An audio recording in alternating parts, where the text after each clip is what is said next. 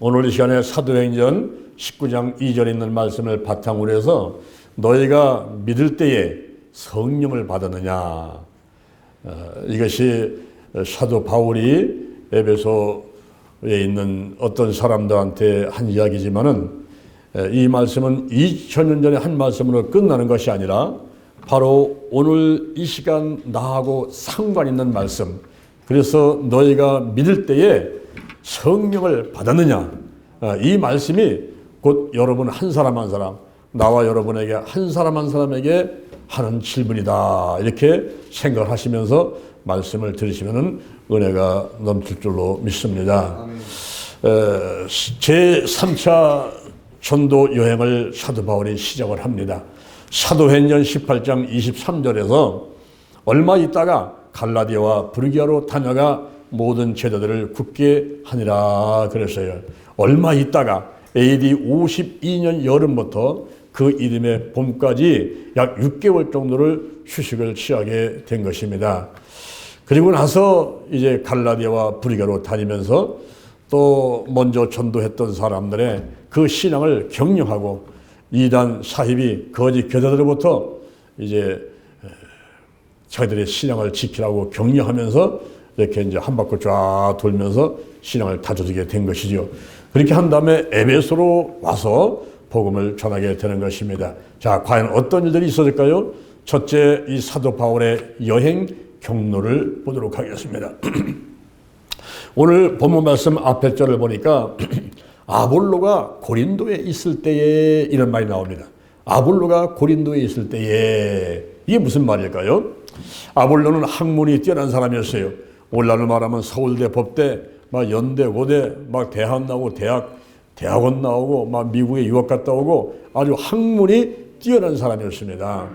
그리고 신앙에 능한 사람이었고 구약 성경을 뭐 절절절절 다 알고 깊이 있게 연구한 이런 사람이었어요. 그리고 열심히 있었고 가르치기를 좋아했고 그랬던 사람이지만은 이제 복음의 핵심에 대해서는 잘 깊이 있게 모르고 있었습니다.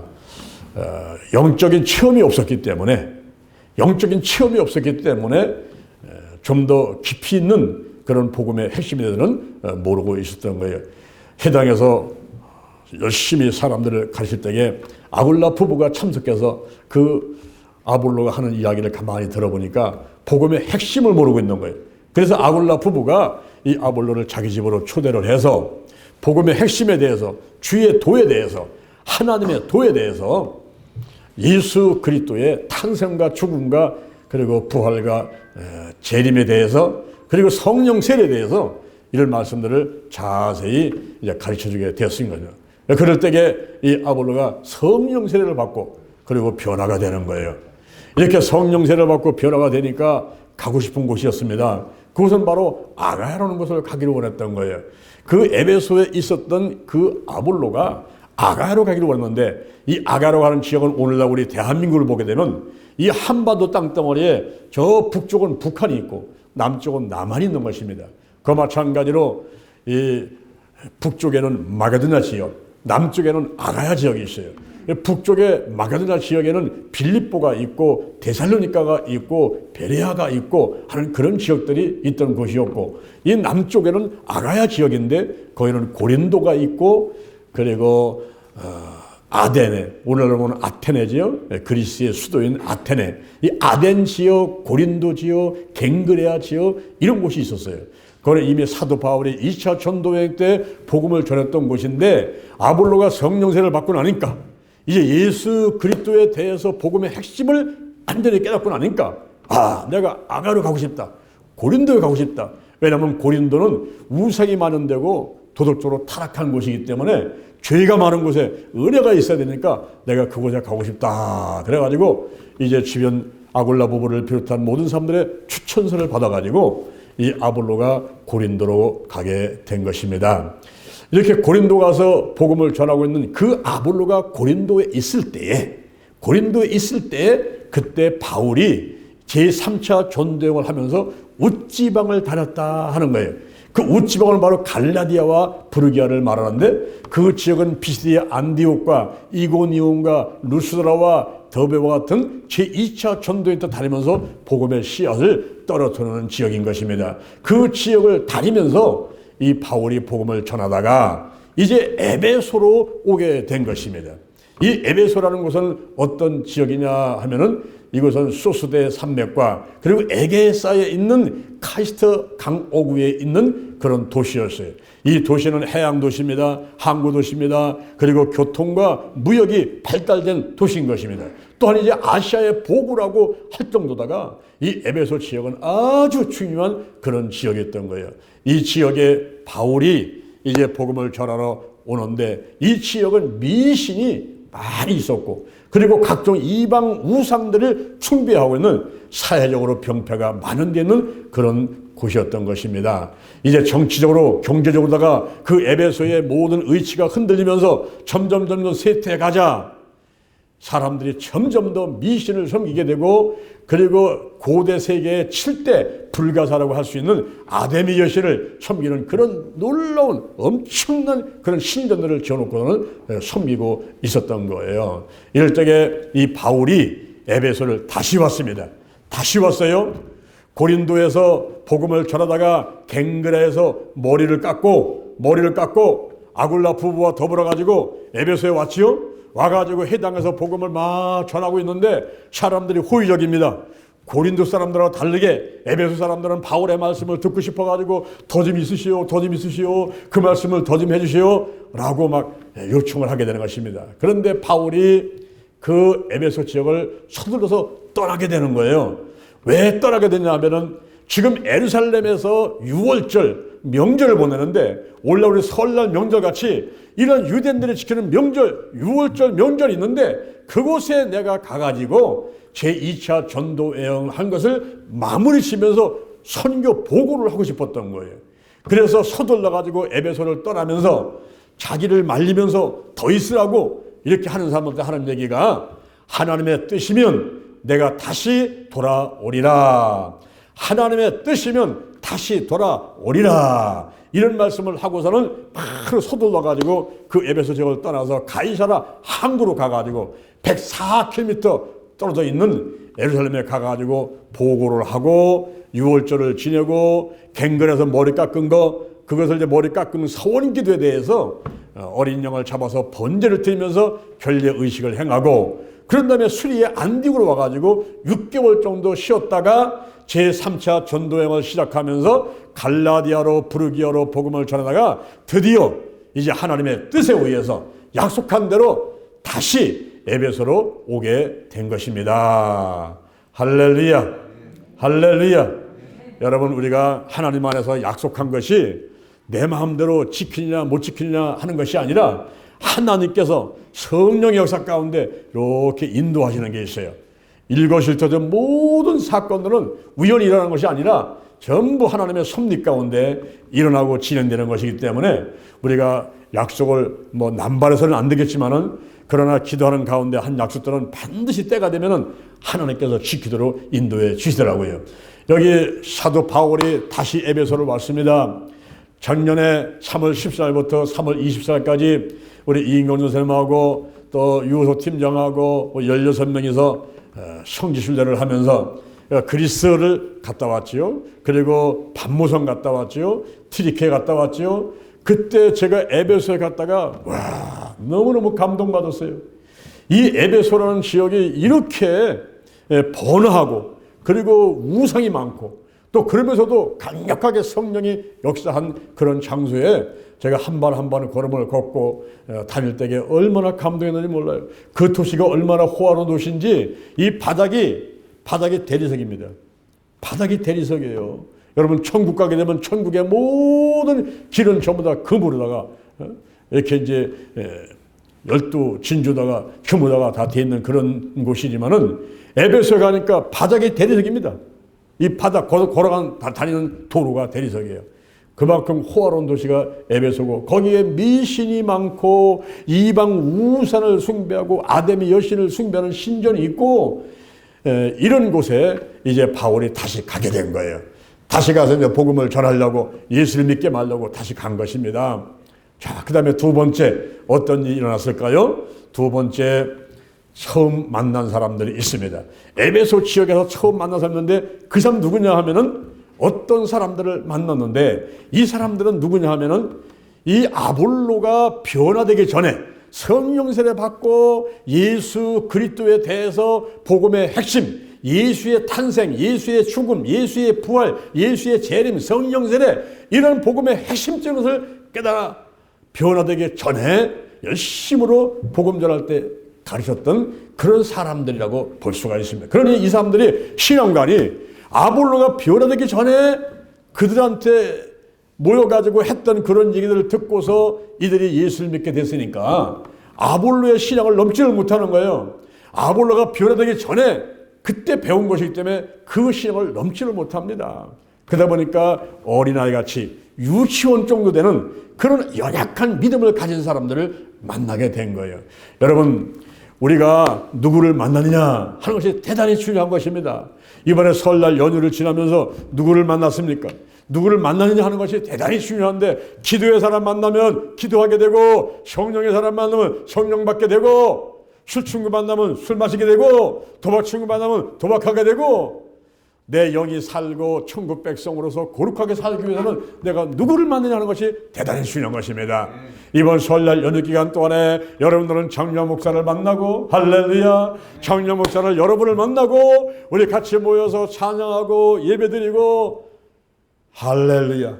나는 오늘 사람들이 전혀 안 올 줄 알았어요. 그래서 사람들이 없으면 나 혼자 예배드려야지. 이인교전사하고 몇 사람 모여서 예배드리면 되겠다 생각하고서는 오늘 밥도 안 했어요. 안 오실 줄 알고서는. 그런데 이렇게 그득하게 많이 오셔서 우리 하나님께 영광 돌립니다. 할렐루야. 아멘. 우리가 누구를 만나느냐 하는 것이 참 중요한 거예요. 누구를 만나냐? 우리는 기도의 사람 만나야 돼요. 말씀의 사람 만나야 돼요. 사랑의 사람 만나야 돼요. 전도 열심히 하는 사람 만나야 돼요. 선교를 열심히 하는 사람을 만나야 돼요. 할렐루야. 성령 충만한 사람 만나야 돼요. 그리고 영과 혼과 육과 환경에 치유하는 사람을 만나야 돼요. 달걀이는 달걀 목회로 무장된 사람을 만나는 여러분 되기를 주님 이름으로 축원합니다. 할렐루야. 어떤 사람들을 만나는데 이 바울이 만난 사람은 누구냐 하면은 아볼로가 변화되기 전에 시원치 않은 복음을 들어서 믿음이 어린아이같이 유치원장같이 아직까지 이렇게 유아적인 태도에 있는 그런 사람들을 만나겠단 말입니다. 근데 이 사람들이 복이 있죠. 누구를 또 만났습니까? 이제 아볼로를 만나가지고 복음을 들은 그들이 드디어 사도 바울을 만나게 된 거예요. 사도 바울은 다메토상에서 거기서 고꾸라지면서 사울아 사울아 네가 왜 나를 핍박하느냐 주여 니시니까 나는 내가 핍박하는 예수라. 바로 예수를 만났던 사도 바울. 그리고 예수님께서 아나니한테 말하기를 이 사람은 내 이름을 위해서 이방인한테 임금들한테 이스라엘 자손 앞에 전하기 위해서 택한 나의 그릇이다. 할렐루야. 예수님이 택한 사람, 함께하는 사람, 쓰시는 사람, 사도 바울을 이 사람들이 만났단 말이에요. 이게 얼마나 큰 축복입니까 여러분? 그때 바울이 이 사람들이 이렇게 물어봤어요. 너희가 믿을 때에 성령을 받았느냐? 그래서 그들이 대답하기를 아니요 우리는 성령이 있음도 듣지 못했습니다. 그럼 무슨 세례 받았느냐? 예, 요한의 세례를 받았습니다. 요한의 세례만 아는 이 사람들의 신앙이 어떤가 하는 것을 우리가 금방 알 수가 있어요. 자, 오늘 이 자리에 오신 분들, 여러분들은 요한의 세례만 알고 있습니까? 한 단계 더 넘어가가지고 성령의 세례를 받았습니까? 이제 여러분들 신앙을 한번 점검해 봐야 돼요. 내가 지금 교회를 오면서 내 신앙의 상태가 어떤가? 지금 유치원생인가? 초등학교 1년 수준인가? 그처럼 초등학교 6학년 수준인가? 중학교 수준인가? 고등학교 수준인가? 대학교 수준인가? 우리가 신앙생활 하면서 이 믿음이 자꾸 자라면 되는 것입니다. 자라가지고 그리스도의 장성한 분량까지 이르는 여러분 되기를 주님 이름으로 축원합니다. 우리가 영과 혼과 육과 환경에 질병이 있으면 자라질 않아요. 그래서 영과 혼과 육과 환경의 모든 질병들을 전부 털어내고 치유를 해야 돼요. 영의 죽음, 영의 기능 상실, 그리고 창조지서가 파괴된 것, 그리고 쓴뿌리, 나쁜 습관들, 부정적인 감정들, 각종의 정신질환들, 심기증, 불안증, 일반 불안증, 그리고 공포증, 공황장애, 우울증, 화병, 스트레스, 정신분열증들 전부 치유받아야 돼요. 근심, 걱정, 염려, 불안, 초조, 두려움, 열등의식, 시기, 미움, 질투 전부 다 떨어내버려야 돼요. 술, 담배, 마약, 도박, 부정투기, 아동폭력, 성폭력, 가정폭력, 게으름과 가습이, TV, 인터넷, 휴대폰, 그리고 TV 또 가출을 올바르지 못한 운전 등등 그 나쁜 것들, 나쁜 습관들은 전부 과감하게 끊어내는 여러분 되기를 주님으로 축원합니다. 마음속에 쓴뿌리가 있습니까? 내 몸을 빼앗는 우상들이 있습니까? 내 마음에 깊은 상처가 있습니까? 요만한 말 들은 것이 내 마음을 상하게 만들어가지고 두고 보자 꽁 하면서 벼르고 있습니까? 그것이 다른 사람을 죽이기 전에 먼저 자기가 죽게 돼요. 중국의 속담에는요, 남들을 죽이려고 하면은 무덤 2개를 파라 그랬어요. 무덤 2개를 파라. 남들을 쓰러뜨리고 남들을 죽이려면요, 다른 사람만 들어가는 게 아니라 자기도 죽어야 돼요. 그래서 무덤을 2개를 파라 그랬습니다. 다른 사람의 얼굴에다가 오물을 갖다가 묻히려면 내 손에 먼저 오물 묻잖아요. 내 손에 먼저 오물 묻어가지고 오물을 치라니까 나도 더러워지고 저 사람도 더러워지는 거예요. 이런 모든 것들을 전부 다 치유받아야 돼요. 다 치유받고 영과 혼과 육과 환계 모든 걸 다 치유받고 이제는 요한의 세례가 아니라 성령 세례 받고 믿음의 장성한 분량이 일어나가지고 그리스도의 장성한 분량까지 예수를 닮아가고 할렐루야. 예수님이 하신 일, 예수님이 하라고 한 일 실천하면서 살다가 이 생명 다 하면은 저 천국 가서 각종 멸류관 상급 받고 그리고 영원토록 하나님과 기쁘고 즐겁게 사는 여러분 되기를 주님의 이름으로 축원드립니다. 축원드립니다. 할렐루야. 자, 이거 보세요. 세 번째, 이 에베소에 오순절 놀라운 체험이 있게 되었습니다. 사도 바울이 너희가 믿을 때 성령을 받았냐라고 물어봤더니 아니요, 우리는 성령이 있음도 듣지 못했습니다. 그럼 무슨 세례 받았냐? 요한의 세례 받았습니다. 이때 사도 바울이 요한의 세례가 무엇인가를 자세히 알려줍니다. 참 의미가 무엇인지 자세히 알려주는 거예요. 여러분들이 이제 올해 8월 15일 날 어디 갑니까? 저 전라도의 완주군에 호꽃배기 갑니다. 호꽃배기 유원제 왜 갑니까? 거기 물속에 쑥 들어갔다가 나오면서 침례받으려고 간다 이 말이에요. 그럴 때에 이분들이 요한의 세례만 알고 있는 이 어떤 제자를 향해서 요한의 세례가 무엇인지 아니냐, 그 참 의미가 무엇인지 아니냐, 거기에 핵심의 메시지가 무엇인지 아느냐, 이것을 사도 바울이 그들에게 가르쳐주는 것입니다. 우리가 물속에 쑥 들어나와서 옛사람이 죽고 새사람이 오는 것은 그것은 바로 성령을 받기 위한 준비 단계다. 할렐루야. 우리가 물속에 들었다 나오는 것은요, 그걸로 끝나는 것이 아니라 다음 단계 성령 세례를 받기 위한 준비 단계라는 거죠. 그리고 내 마음에 변화가 와요. 그리고 생활의 전환점이 와요. 완전히 바뀌어지는 회개의 세례. 회개는 가다가 180도 돌아서는 거예요. 세상을 쫓아가다가 180도 돌아서가지고 예수 안에 하나님 안에 거하는 것이 회개인데, 바로 이 침례는 물속에 쑥 들었다 나오는 것은 옛사람이 죽고 새사람 되는 회개의 세례라는 거죠. 그러면서 예수가 더욱더 믿어지는 거예요. 내가 물속에 들었다 나오는 것은 그 물은 베드로전서 3장 21절인데 베드로전서 3장 21절 보니까 물은 구원을 얻는 벼라.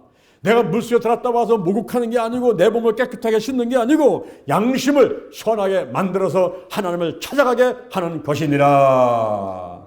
우리가 침례를 받고 나서요, 물속에 들었다 나와가지고요, 그때 내 양심이 선한 양심 되니까요, 막 교회를 오고 싶어서 견딜 수가 없어요. 막 세상 거 다 챙겨치고 교회 가자, 예배 드리러 가자, 할렐루야, 전도하러 가자, 기도하러 가자, 이것이 막 저런 행위단 말이야. 그래서 성령 받기 전 단계, 준비 단계요. 그리고 회개가 이루어져 가지고 확실하게 예수를 믿게 만드는 이것이 바로 침례 물세례의 참 의미와 그리고 핵심의 메시지다라고 가르쳐주는 것입니다. 그런데 그 당시에 에베소에 있던 사람들도 물론이고 오늘 이제 있는 분들도 혹시 그런 사람이 있을지 모르겠습니다만은 이 추종하는 사람들이, 세례 요한을 추종하는 사람들이 세례 요한이 계시의 절정인 줄 알았어요. 와, 저분이 그리스도인가? 저분이 메시아인가? 세례 요한은 앞으로 오실 메시아 예수를 이제 소개하기 위해서 오신 그런 사람이, 온 사람이 세례 요한인데, 사람들이 세례요한을 쫓아다니며 추종하는 사람들이 세례요한이 계시의 결정인 줄 알았어요. 그래서 누가복음 3장 15절, 누가복음 3장 15절에 말하니까 세례요한을 보고 저가 혹시 그리스도이신가, 메시아이신가 라고 심중에 의논했다 그랬습니다. 사람들이 사람을 보는 거예요. 지금 사람을 보는 거예요. 사람, 정녕 목사를 보고 이은근 조사를 보고 지금 유명하신 목사님을 보면서 와, 저분이 메시아인가, 저분이 구세주인가, 저분이 지금 그리스도인가, 이게 잘못 착각을 하고 있단 말입니다. 여러분, 오늘날 목사가 되고 전사가 되고 권사가 되고 장로가 되고 집사가 되는 이런 분들은요, 전부 오실 예수님, 앞으로 예수님에 대한 소개를 하고 예수를 믿게 만드는 중간 역할을 하는 사람들이지, 우리가 바로 계시의 절정에 이루어가지고 우리가 바로 그리스도고 우리가 바로 메시아가 되는 그런 상황이 아니라 이 말입니다. 그래서 세례요한도 자신을 소개할 때 마태복음 3장 11절, 마태복음 3장 11절에서 자신을 소개합니다. 나는 너희를 회개케 하여 물로 세례를 주지만은 내 뒤에 오시는 이는 능력이 많으신 분이다. 나는 그의 실을 들지도 못하겠노라. 그는 너희에게 성령과 불로써 세례를 주실 것이요. 할렐루야. 그때 에베소에 있는 사람들이 깨닫게 되는 거예요. 아, 그렇구나. 우리가 세례를 쫓아가면 안 되겠네. 우리가 사람을 너무 우상하고 사람을 섬기고 목사님 뭐니 유명한 사람 왔다를 그걸 쫓아가고 막 사람을 쫓아가면 안 되겠네. 이 세례요한이 누구냐면은 앞으로 오실 예수님 성령과 불로 세례를 주실 그분을 소개하고 있는 그런 주의 종에 하나님의 종에 불과하구나. 이 사실을 깨닫게 된 거예요. 그래가지고 이 사람들이 야, 안 되겠다. 우리 다시 세례를 받으러 가자. 그래가지고 우르르 몰려와가지고 누가 시킨 것도 아니에요. 광고한 것도 아니에요. 오라고 한 것도 아니에요. 그냥 자진해서 달려와가지고 그들이 전부 세례를 받으면서 그 다음에 성령 세례가 임하기를 원하는, 성령의 불을 받기를 원하는 그런 믿음들의 상태를 갖게 된 것입니다. 할렐루야. 참 놀랍죠. 여러분, 오늘날도 우리가 물속에 들어갔다 왔지만은 이것으로 끝난 게 아니라니까요. 그 다음에는 성령 받자. 할렐루야. 성령의 불을 받는, 성령 받는 여러분 되기를 주님의 이름으로 축원합니다. 네? 그래서 우리가 깨달아야 돼요. 마음으로 깨닫고, 야, 내가 지금 신앙의 이 발전이, 이 신앙의 성장이 어디까지 왔는가? 지금 초등학생인가, 중학생인가, 고등학생인가, 대학생인가? 우리가 자신을 점검하면서 점점 더 전진해가는 여러분 되기를 주님의 이름으로 축원합니다. 아멘. 그럴 때에 이제 거기 온 사람들을 사도 바울이 안수기도를 해줍니다. 안수기도는 손을 머리나 몸에다가 얹고 기도를 해주는 거예요. 그때 기도할 때 이 손이 말입니다. 자, 여기 보세요. 이 손이 말이에요. 막 뛴단 말이에요. 이렇게 몸에서 막 뛴단 말이에요. 손이. 이게 왜 뛸까요? 일부러 뭐 수전증 걸려가지고 흔드는 것도 아니고 일부러 때리려고 이렇게 하는 것이 아니고 여기에 성령의 힘이 실리니까, 하나님의 힘이 실리니까 내 손이 나도 모르게 막 뛰는 거예요. 열왕기하 13장 16절, 열왕기하 14장 16절 안찬이라는 말이 나오는데 바로 하나님의 힘이 실리고 성령이 역사하면서 이 손을 온전했을 때에 손이 막 움직이면서 진동이 온단 말이에요. 진동이. 여러분, 치유의 비밀은 바로 공명과 진동에 있습니다. 공명이라는 것은 고요 진동소와 일치되는 파장이 이 몸을 지나갈 때 고요 진동소가 커지는 것을 공명이라고 하는데 바로 그때 흔들리는, 놀랍게 막 몸이 흔들리고 머리 흔들리고 손바닥 흔들리는 이 흔들리는 진동이 있게 돼요.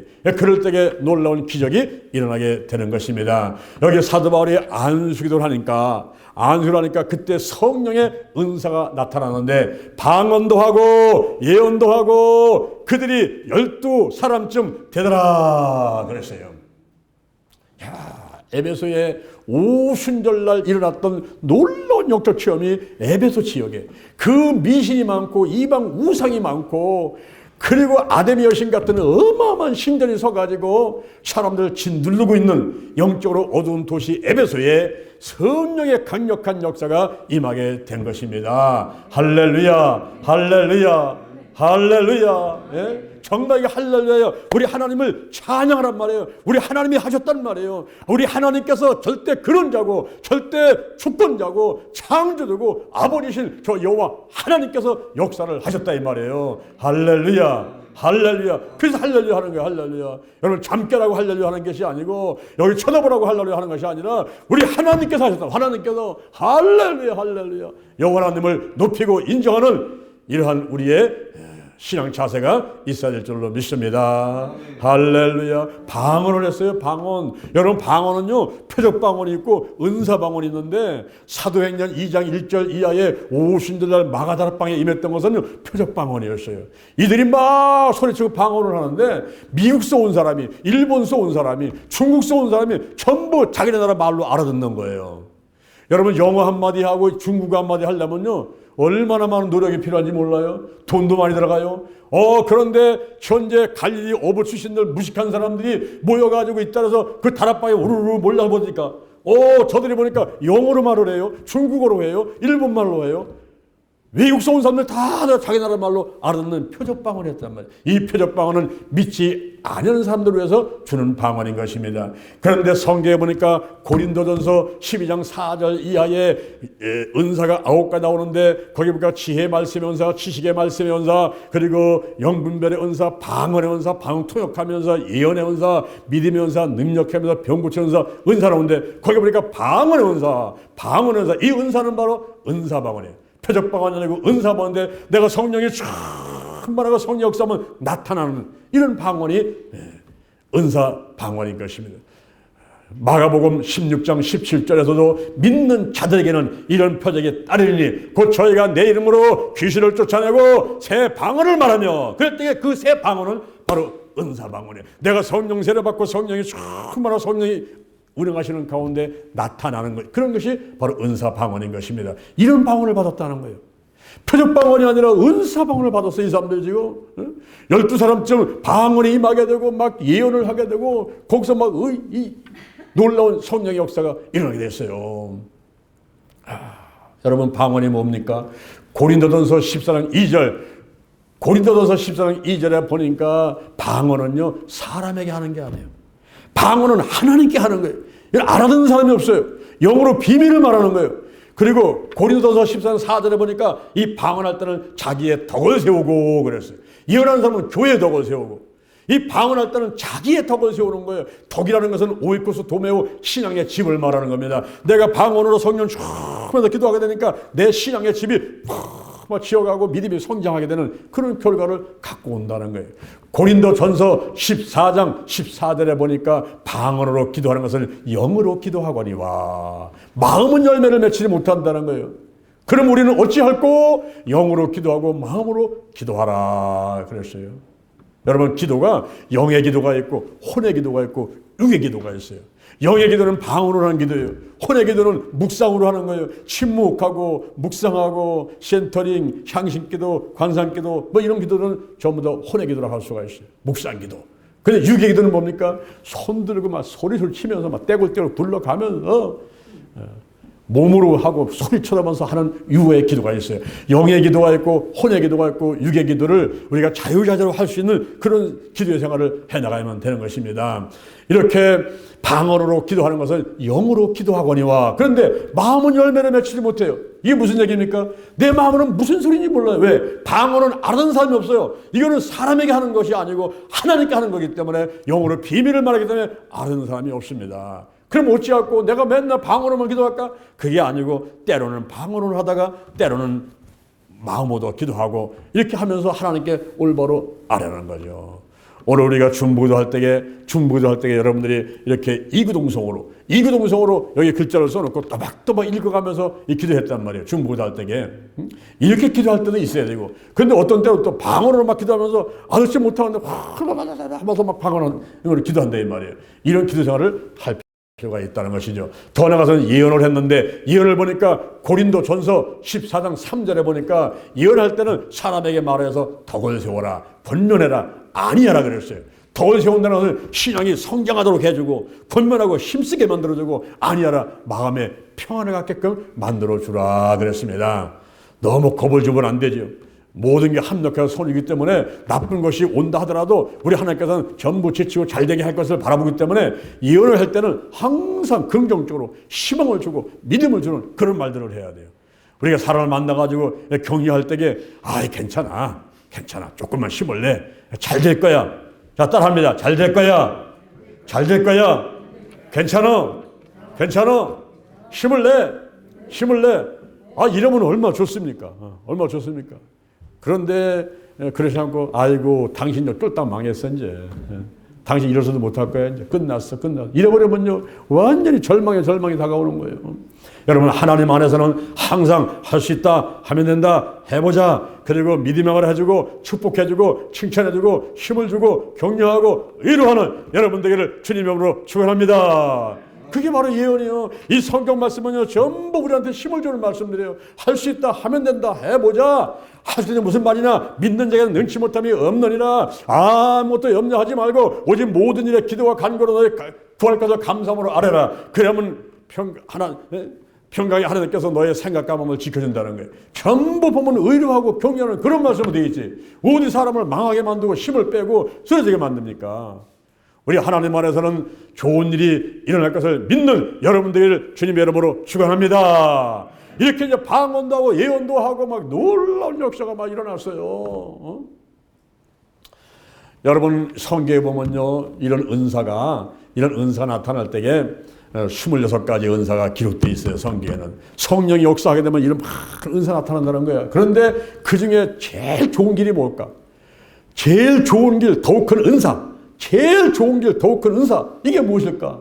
그것은 바로 사랑의 은사라는 거예요. 사랑의 은사. 고린도전서 13장 1절 이하에서 이 사랑의 은사가 없으면 어떤 일이 벌어지는가 보세요.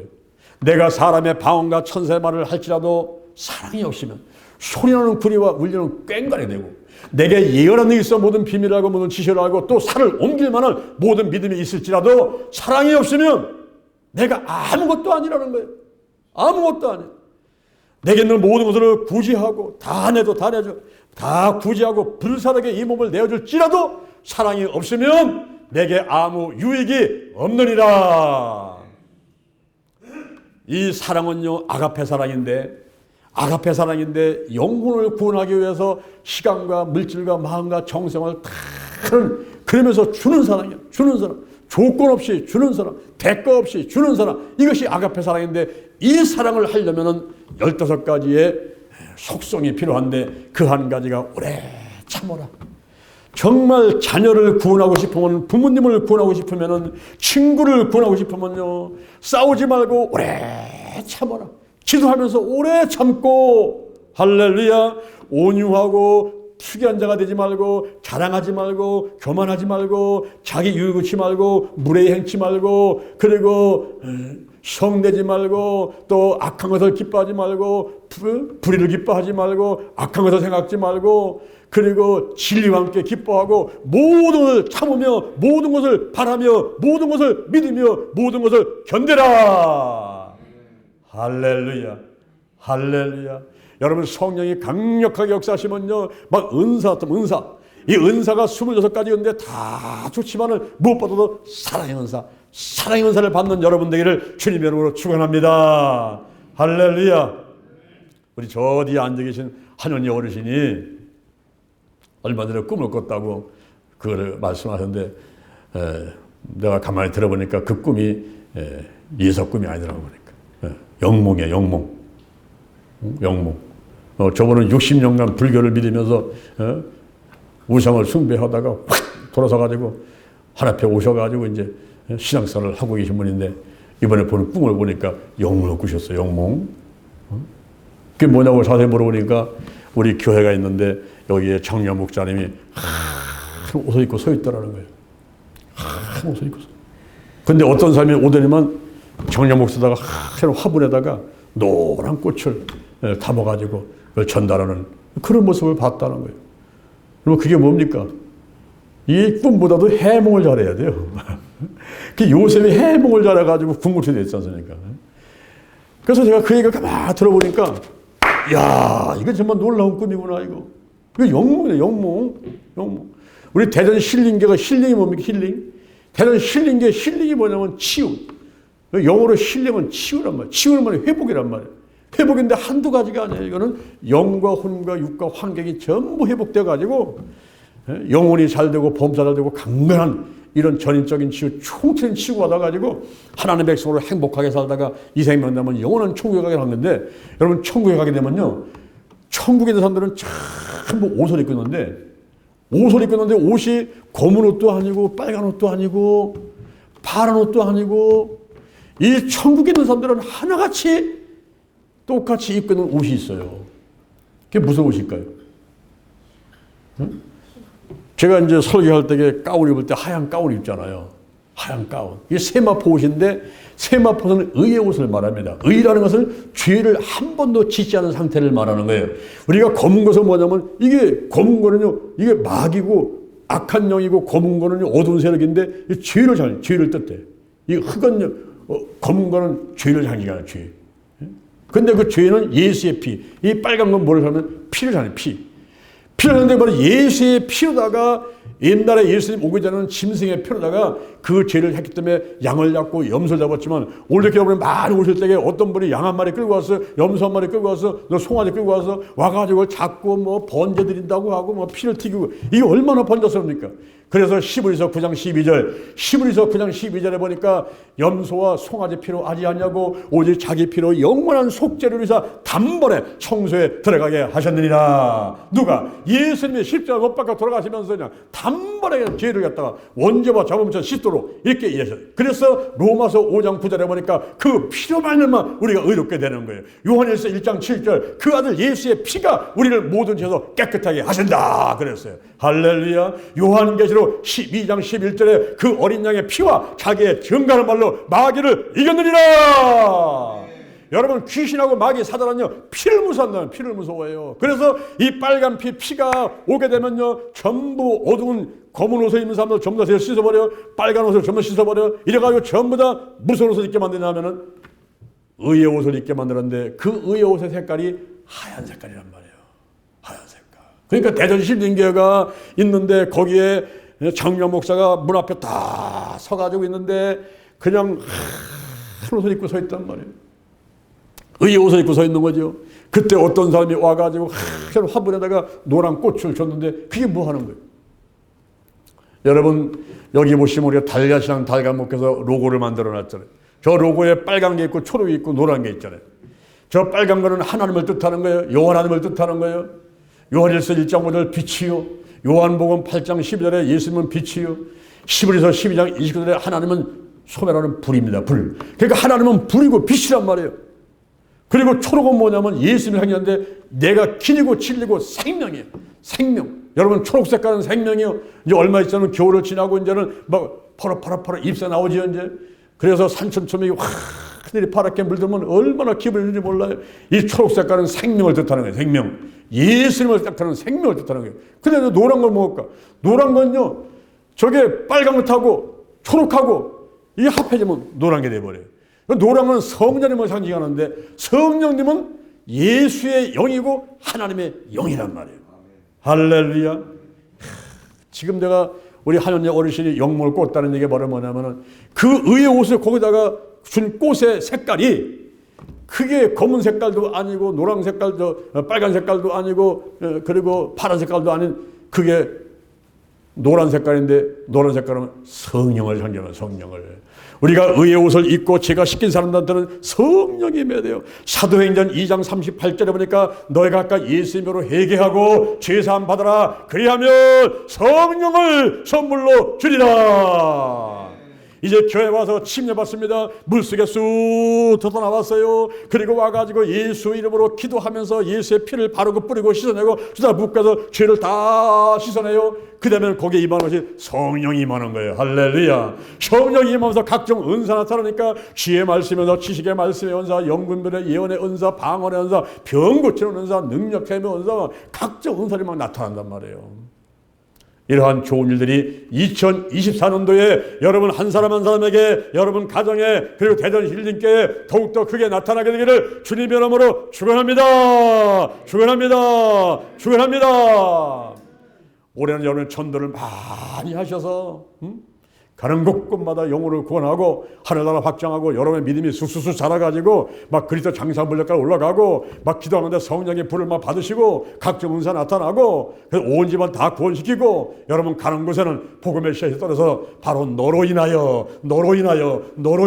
천하 만민이 땅의 모든 족속이 복을 얻으리라 복덩이 되어서 하나님께 영광을 드리고 크게 쓰임받는 여러분 되기를 주님의 이름으로 축원합니다. 할렐루야. 자, 여러분 가슴에 손 한번 얹어보세요. 제 기도를 따라하시기 바랍니다. 우리가 마음으로 믿고 입으로 신앙을 참 중요한 거예요. 이것이 바로 믿음의 첫 출발입니다. 따라하겠습니다. 하나님 아버지, 저는 죄인입니다. 어디에서 와서 무엇 때문에 살며 어디로 가는지 알지 못하고 방황하며 살아왔습니다. 오늘 이 시간 목사님 말씀 듣고 믿음으로 가슴에 손을 얹었습니다. 나를 위해서 죽으시고 나를 위해서 부활하신 예수님을 내 구세주로 모셔드립니다. 요한의 세례에 그치지 않게 하시고 성령 세례 받게 하시고 각종 은사가 나타나게 하시고 하나님께 귀하게 쓰임받도록 축복하여 주옵소서. 지금부터 천국 갈 때까지 나와 함께하여 주옵소서. 영과 혼과 육과 환경의 모든 질병들을 치유하여 주옵소서. 예수님의 이름으로 기도드립니다. 아멘. 제가 다시 한번 기도하겠습니다. 여호와 하나님을 찬양합니다. 예수님 손님을 찬양합니다. 우리가 머리와 우리 몸에 손을 얹었습니다. 예수의 보혈을 바르고 뿌리고 씻어냅니다. 성령이여 임하소서, 강하게 임하소서. 인정합니다. 환영합니다. 모셔드립니다. 바람같이 불같이 임하시고 뜨겁게 충만하게 역사하여 주옵소서. 깊이 넓게 더 높게 역사하여 주옵소서. 나사렛 예수 그리스도 이름으로 명하니 문제는 다 해결될지어다. 몸과 마음과 믿음이 더 튼튼할지어다. 마음에 있는 모든 더러운 것들은 전부 털하고 다 떠나갈지어다. 오장육부 사지백체 뼈 신경 근육 인대 세포 다 강건할지어다. 온 가족이 영원히 구원되고 가문 대대로 천대까지 은혜가 임하게 될지어다. 마귀와 사단과 악한 년들 전부 털하고 떠나갈지어다. 죽음의 영, 우상의 영, 거짓의 영, 음란의 영, 미움과 욕심과 교만과 의심의 영들, 가난과 저주와 실패와 질병들 전부 다 드러나고 떠나갈지어다. 근심, 의심, 욕심, 염려가 떠나가고 신뿌리 나쁜 습관들, 부정적인 감정들, 영과 혼과 육과 환경의 모든 질병들을 다 드러나고 치유받게 될지어다. 직장과 사업장에서 높여지게 하시고 잘되게 하시고 큰 발전 있게 도와주시옵소서. 영혼이 잘되게 하시고 범사 잘되게 하시고 강건하도록 역사해 주옵소서. 영적으로 건강으로 가정으로 일꾼의 물질의 축복이 넘치게 임할지어다. 하나님 안에서 부자가 될지어다. 좋은 일만 있을지어다. 마음의 소원들이 다 이루어지게 도와주옵시고 잘 잡수시고 잘 주무시고 대수면 잘하시고 혈액순환 잘 되게 하시고 백세 건강으로 축복해 주옵소서. 좋은 일이 일어났습니다. 예수님의 이름으로 기도드립니다. 아멘. 할렐루야. 우리 하나님께